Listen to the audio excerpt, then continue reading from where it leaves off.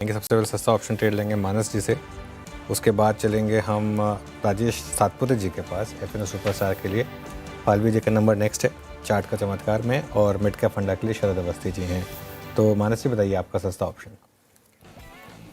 तो देखिए, सस्ता ऑप्शन के लिए डीमार्ट में मेरा ध्यान है, जहां पर स्टॉक ने आज हायर टॉप्स हायर बॉटम्स का कंफर्मेशन दिया, अपने 10-22 मूविंग एवरेज को रिगेन कर लिया है। तो 4000 वाला कॉल ऑप्शन डीमार्ट का जो करीब 106 रुपए पे ट्रेड हो रहा है, उसमें खरीदारी कर सकते हैं। 79 रुपीज के स्टॉप लॉस से खरीदारी करनी है और 165 के टारगेट सेट करने हैं। डीमार्ट एवेन्यू सुपरमार्ट का आपको 4000 का कॉल ऑप्शन लेना है। सातपुते जी, आपका एवेन्यू सुपरस्टार। श्रेया, मेरी नजर है जेएसडब्ल्यू एनर्जी लिमिटेड के चार्ट के ऊपर। बहुत ही क्लीन चार्ट है, it's a pennant formation, flag formation का ब्रेकआउट आप कह सकते हैं। इसका जो मेन आप कह सकते हैं 10 डीएमए था, दैट वाज एट 565। ओवरऑल अगर आप देखें तो लॉन्ग एडिशन हो रहा है 585 590, ये इसका स्विंग का टारगेट होगा। इट इज एट 574, लॉन्ग करना है with a stop loss of 568। JSW energy. JSW energy आपकी बाय कॉल। अब चलते हैं राजेश पालवे जी के पास आज का चार्ट के चमत्कार पिक करने के लिए। राजेश जी, आप क्या पिक करेंगे?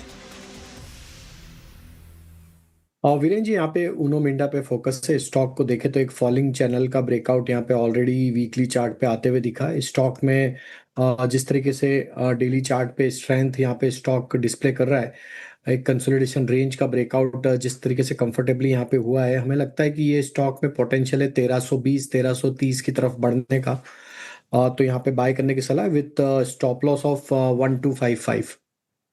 ओके, चलिए अब चलते हैं शरद अवस्थी जी के पास मिड कैप फंडा के लिए। शरद जी बताइए क्या पिक कर रहे हैं आप?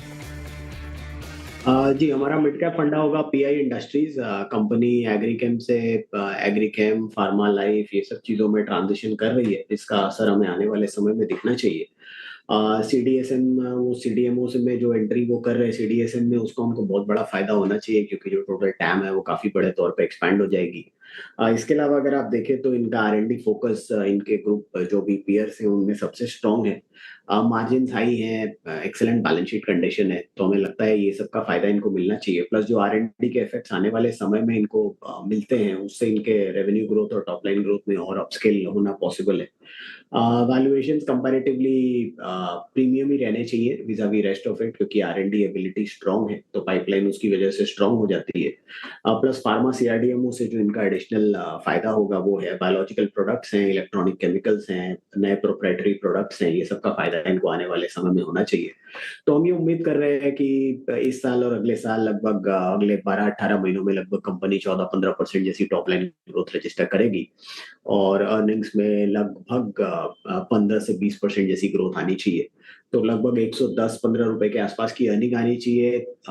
30-35 का मल्टीपल मिलना बहुत मुश्किल नहीं होना चाहिए।